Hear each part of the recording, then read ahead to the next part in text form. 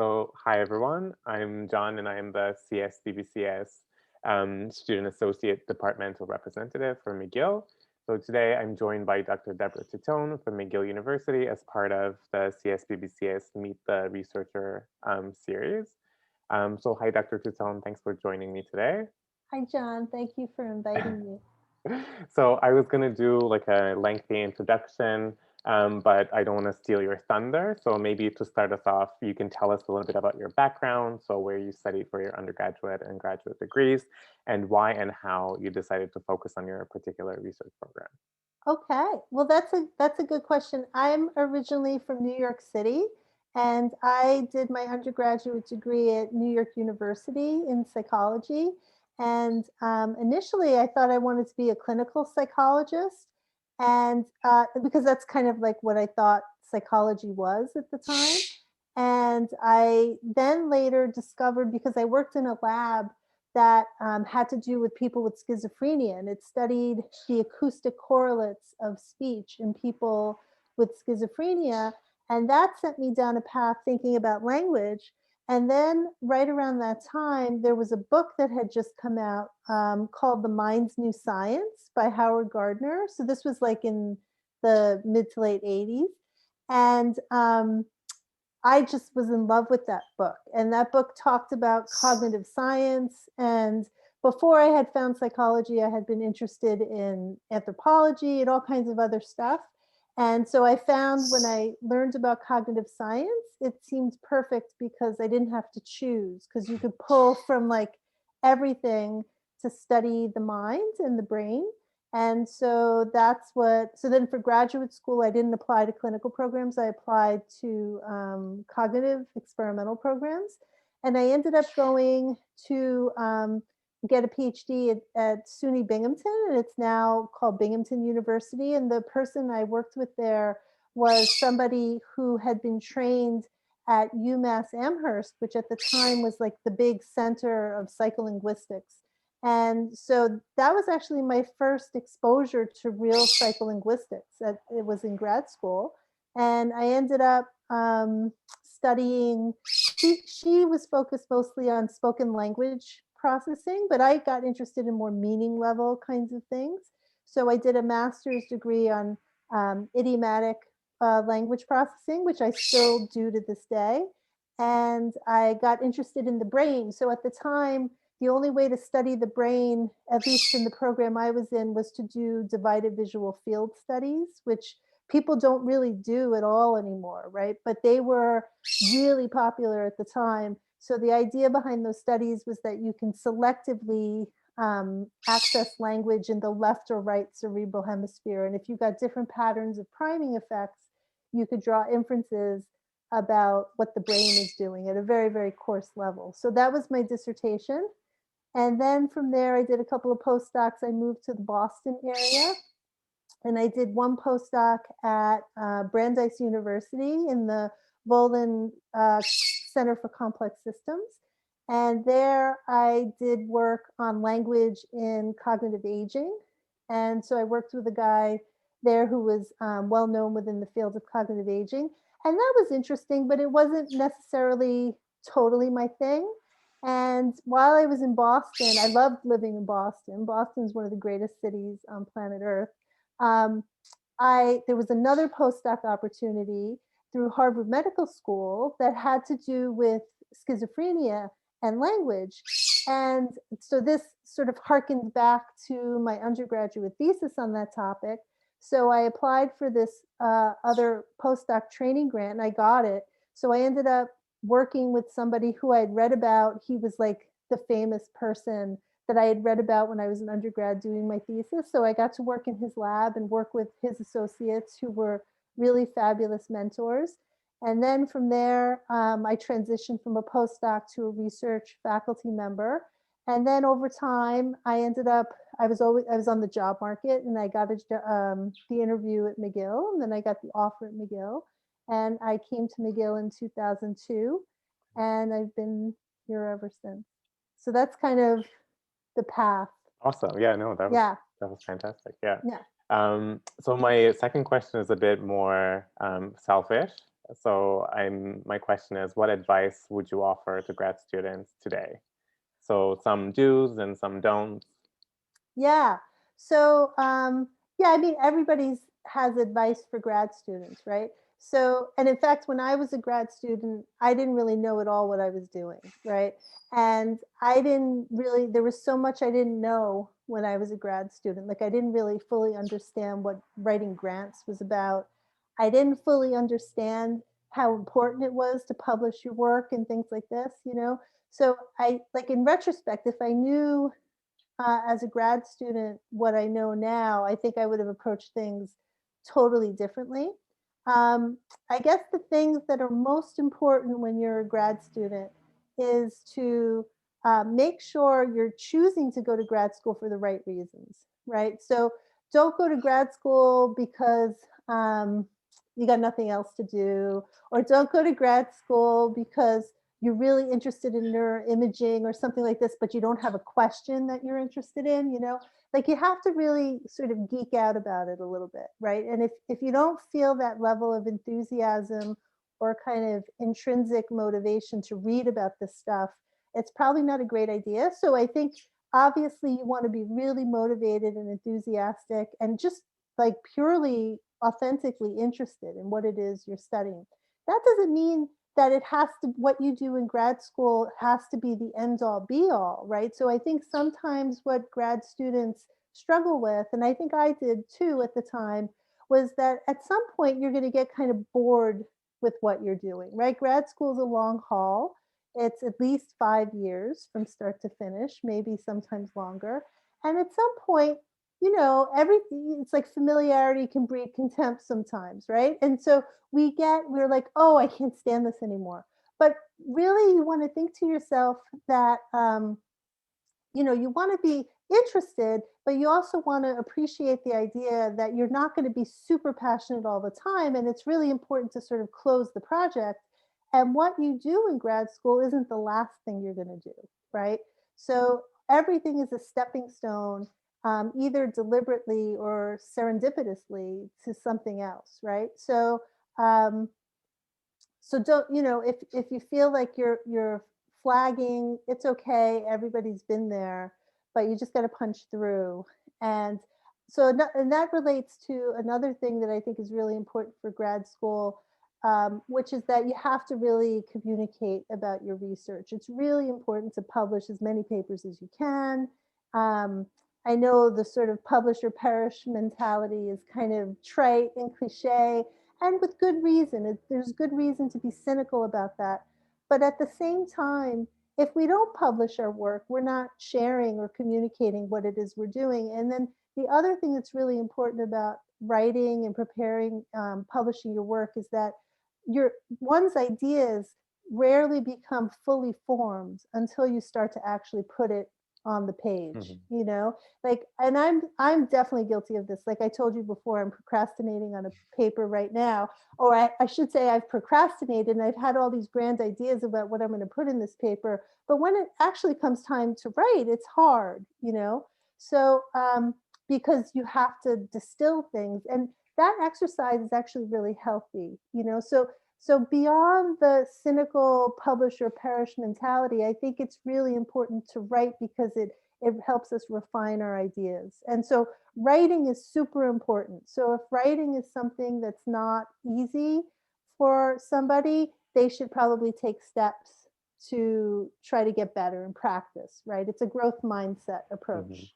It's not, I don't believe that people will, that you can have a certain person who could never be a good writer. I believe with practice, people can improve and become really good writers. So those are the things. Of course, inherent curiosity. I think now it's important to know how to program and not be afraid of that, and not be afraid of things like R and, you know, ggplot, and doing things programmatically and moving away from the canned packages like SPSS. Um, and then, of course, perhaps the most important thing is to pick your advisor well. And by picking your advisor well, there, you know, it really depends on who you are and what you need, because not all advisors are going to be the same. And different advisors are going to have different personalities and different ways they approach their work and different ways they approach their science, in the same way that that's true of grad students. So what's the most important thing, I think, is to make sure that the fit is right. So somebody could be a great supervisor for one set of people, but a terrible supervisor for a different set of people who might be at a different stage. So it's really important to ask around and make sure that before you commit to a graduate program, you're as confident about that fit as you can possibly be before going into it. And I think that's the most important thing, because the supervisor kind of sets the tone for the lab, and can set a tone that could be cooperative or competitive, or provides, is open to graduate students exploring their own ideas or not. And all of these things are really crucial. So I think that's a really important thing, more than the program, is the supervisor, I think.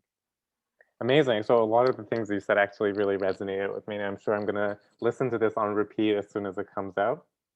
So that was great. Good, thank you. So my actually next question is a good segue from the second one. So what is the skill set required for your line of research? And so this doesn't have to be, this doesn't have to necessarily be an applied skill. And maybe couched in this question, how does one develop those skills?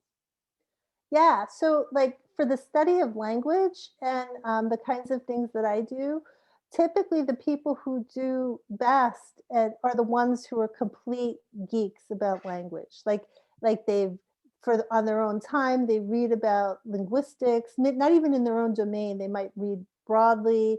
Um, they're just really into language and how language is different for different people. Like I know sometimes, in the before times, I would walk into my lab and almost everyone in my lab has like a different constellation of languages that they know, multiple languages, different cultures.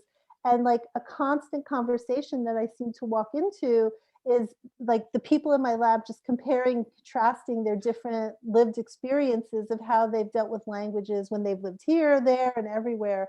And to me, that's a good sign, right? That these people should be in a language lab and they're studying kind of what they love, right? So I think that's really important for my particular field. Other things that are important is to be kind of linguistically savvy, right? Because any experiment we do, we're going to have to be careful about how we construct our materials and things like this. And it's important to be able to have like an intuition about these things. So I think that's really important for my field. And then also like an aptitude or an interest in statistical approaches, and like developing one's kind of statistical chops and being open to the fact that now statistics, back in the good old days when all we had were these canned packages and we just ran an ANOVA on everything that we did, life was very simple, right? But now life is not very simple. But now we do these fancier analyses with packages that are changing and always evolving. Data visualization is more important now than it's ever been. And I think partly because the tools are so good for enabling that.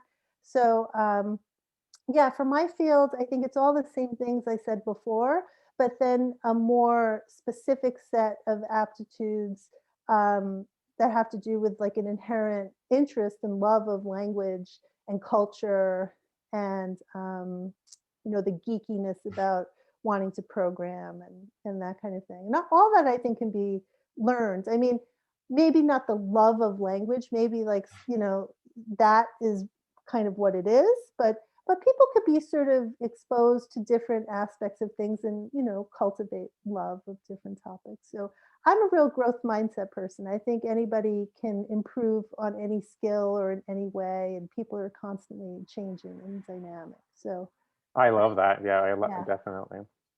Yeah. So I have one final question. Mhm. So what are the key challenges in your field? So if you could snap your fingers and magically improve one aspect of the scientific study of psycholinguistics, what would it be? Yeah, that's a really good question. I mean, I guess I could think about answering that question on different levels, right? So in terms of the science, right, I think sometimes my field gets very black or white in its thinking, right? It gets very absolute in its thinking, right? So like right now, or for the past several years, I study bilingualism now, right? Because when I moved to Montreal, you couldn't not study bilingualism or multilingualism. So now I study bilingualism, and some like a particular topic that's taken up a lot of oxygen in that field has to do it's the so-called bilingual advantages debate, right? Do bilinguals show advantages or not? And I feel like while that line of research has sort of catalyzed a lot of new, really productive research, I think sometimes in my field there's a tendency to get stuck and to get stuck in these kind of controversies that will never really be answered because the questions are poorly posed, right? Like I remember when I was in graduate school, the big controversy of that time was modularity versus interactive aspects of language and cognition. And so like everywhere you look at every article at different levels of language went at that controversy. And in the end, the controversy just sort of fizzled out, right? Because for various reasons. And I think again, there in some ways the question was poorly posed because the options weren't as starkly different as people thought they might have been. And in the same way, I feel that this is playing out again. So in terms of my field, in terms of the substance of the work, I think sort of trying to get away from black or white absolute thinking would be a good thing. But I think that's human nature. It's probably true in a lot of fields, right? One of the wait, what was the question again? So, wait, so what was? Oh, what would I do to snap my fingers? Um, then professionally, what I would do to snap my fingers to make things better is to just have more opportunity for the students who are coming up, right? And more jobs for them. I think it's really difficult now for students coming up because, and it was always difficult. It was difficult in my era too. There was always talks of these mass retirements of people that would clear out these jobs that never came. And so it is very challenging. And within the field of language, it's hard as an individual researcher to distinguish yourself from other researchers because a lot of times everybody's studying similar things. So I wish that it was a little easier for the trainees and the students coming up in terms of opportunities. But I think it's getting better. And I think it's getting better in large part because now people are more open to the idea that the tenure track position isn't necessarily the end all be all. There are many other really great options. And that relates to the skill sets we talked about before, that the more people learn how to program or to do statistical stuff, now they can find themselves in positions like having to do with data science or computational linguistics or things like this. And those are really, really fascinating areas. So yeah, I guess those would be my two that I, say here. Yeah, that's great. So that was it for my question. So this was great, and thank you once again for coming on and talking to me today. Just before we finish off, is there anything else that you would like to add? Oh, no, not that I can think of. I do, this is like a great initiative with CSBBCS. I guess what I will add is how appreciative I've come to be about CSBBCS as an organization since I've been in Canada. And I think it's great that students like yourself are getting involved with CSBBCS because it's run by such nice, supportive, constructive people, and there are just so many great opportunities through the society. So I'll say that. I definitely agree with that. So thank you so much once again. Thank you for inviting me.